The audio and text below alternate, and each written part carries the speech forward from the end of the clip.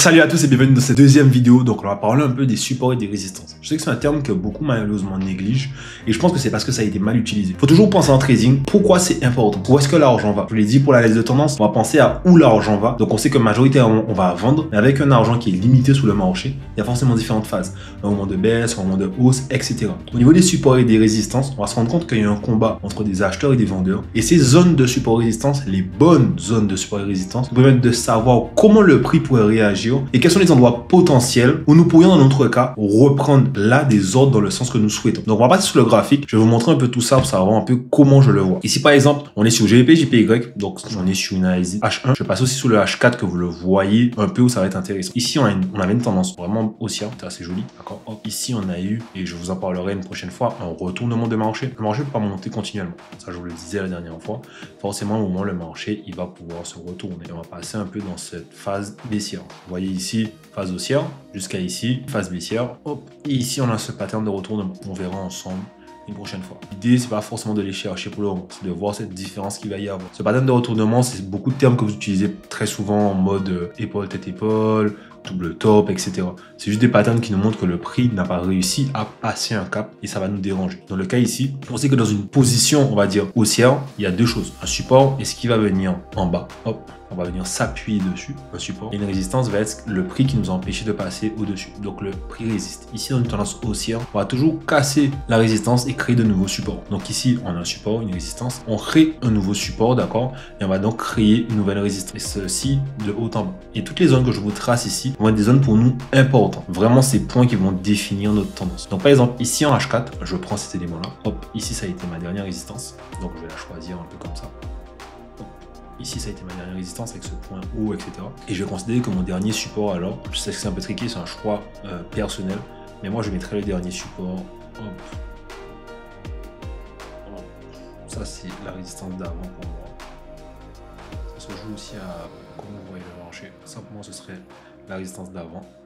Et donc, si le haut ici, le bas ici, le haut ici, je mettrai mon support aussi ici. D'accord ?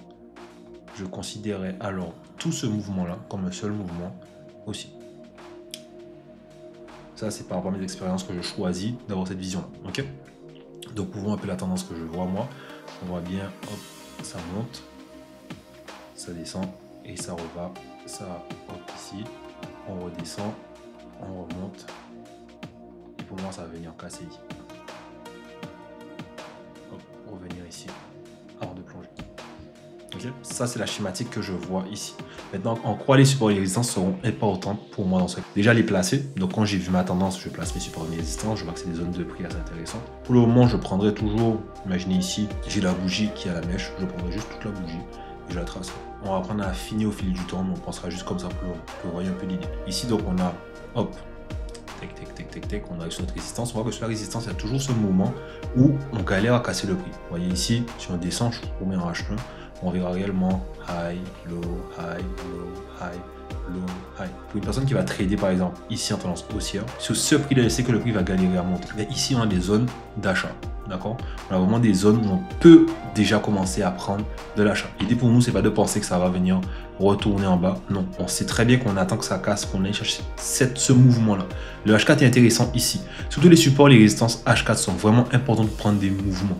Donc là, par exemple, on crée ce nouveau support. On voit ici qu'on rejette. Donc là, les rejections, c'est les bougies que vous voyez ici. Donc le prix, au final, ne réussit pas à casser cette résistance-là. Donc on voit ce que le prix fait. Il descend, il galère un peu, etc. Et là, bizarrement, on vient casser notre résistance-là. On vient casser notre support. Donc ici, on vient casser notre support. C'est très important à voir parce que le fait qu'on casse notre support nous laisse à penser que peut-être le marché est en train de se retourner. Bon, au moins qu'il y a toujours que dans les tendances, il y a un moment où le marché, vous voyez qu'il n'est pas très bon. Ici, je vous dis que ça monte. On voit que ça galère vraiment à monter. Pas que ça monte en ligne droite, c'est pas que ça se passe super bien, c'est vraiment que là les gars ils savent pas trop comment ça va se passer. Et ici on voit que ça s'essouffle, le marché s'essouffle. Donc là on voit qu'on casse le dernier support que je vous parlais, on le casse ici de manière très droite, on revient dessus et bizarrement là on part. Et bien ici c'est une zone intéressante de vente en utilisant support résistance. Beaucoup de personnes vont dire oui mais ici il faut attendre hop la résistance d'ici parce que non pas du tout. Les résistances et les supports passés vous aident énormément à comprendre les mouvements futurs. C'est pas ceux-là qui sont les plus importants maintenant, c'est ceux qu'on a pu voir au préalable. Ce sont les zones de prix qui ont par le passé posé souci. Et dites-vous que le marché est cyclique. Donc forcément, le point qui a posé souci ici, ici et ici fera la même chose. Donc là, on voit qu'on le casse, mais qu'on revient forcément dessus. Et si on descend ici en H1,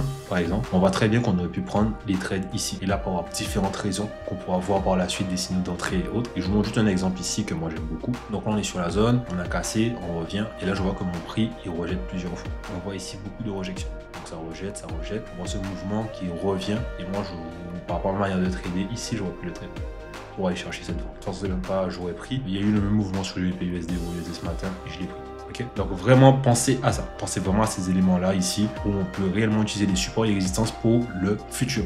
Mais pas juste ces supports et résistances qu'on trace pour la tendance actuelle, mais ceux vraiment du passé. Beaucoup de personnes pensent que support résistance, c'est je viens, ok ici, support résistance, à mon prix revenu ici, forcément, bah là je dois prendre la vente. C'est pas ça, c'est pas que ça. Le prix qui avait été ici par exemple serait important en H4. Et d'où autant celui-là. On cherche toujours à trader, donc oui on peut prendre la vente ici, mais on peut aussi penser à la prendre ici. Tout dépend de comment ça a été fait, de comment ça va se passer, et c'est là à voir un peu après, en différents time frames, ce qu'on appelle des mouvements d'accord de marché, des mouvements de retournement pour voir un peu est-ce qu'il y a des signaux d'entrée. Mais les signaux d'entrée sont vraiment un élément qu'on verra encore après. Donc pensez vraiment déjà à ça. Comment moi je vois le trading par rapport au support résistance, que je le trade juste, désolé le terme, bêtement comme ça vient dessus, je trade. Ou est-ce que je comprends que ces zones de prix sont des zones où le marché a déjà eu du mal et on va pouvoir trader intelligemment. Ici par exemple, on voit que le marché est en train de descendre et vu que c'est un trade que j'aurais pris en H1 et c'est vraiment là où ça reste intéressant, j'irai regarder quels étaient les supports intéressants en H1 qui ont vraiment posé souci. Ici par exemple, je vois un high, low,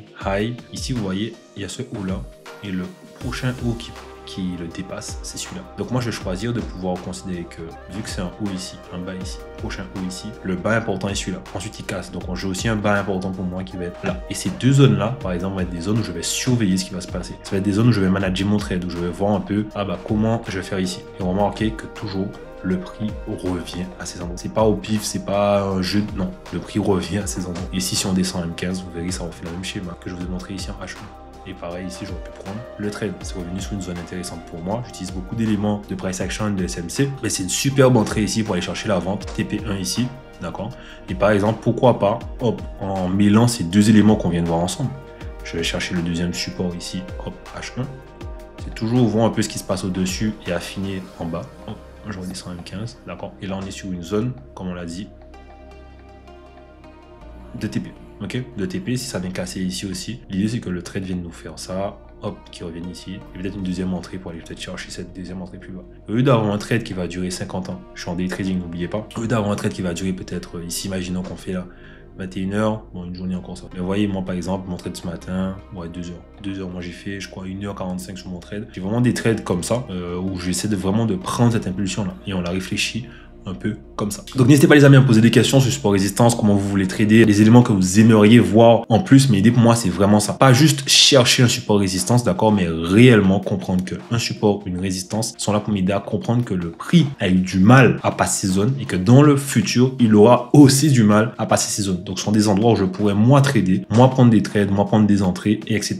Non pas juste le trader comme vous le voyez, oh c'est dessus, c'est forcément ça va descendre. Non, pas du tout. On réfléchit à comment le prix est influencé, parce qu'il faut se le dire, le prix est influencé et comment moi avec ces informations, comment avec la vague, la tendance, je peux réussir à trouver des entrées intéressantes. Donc vous vous rendez compte maintenant qu'on n'a pas juste les gros supports résistance des H4 par exemple ici, on aura aussi des éléments par exemple ici en H1 qui nous donnera peut-être une entrée assez intéressante. Il faudra par la suite choisir qu'est-ce que je vais faire. Est-ce que je vais prendre celui-ci, est-ce que je vais prendre un autre, comment je vais gérer tout ça. Là par exemple le H1 on le met en jaune.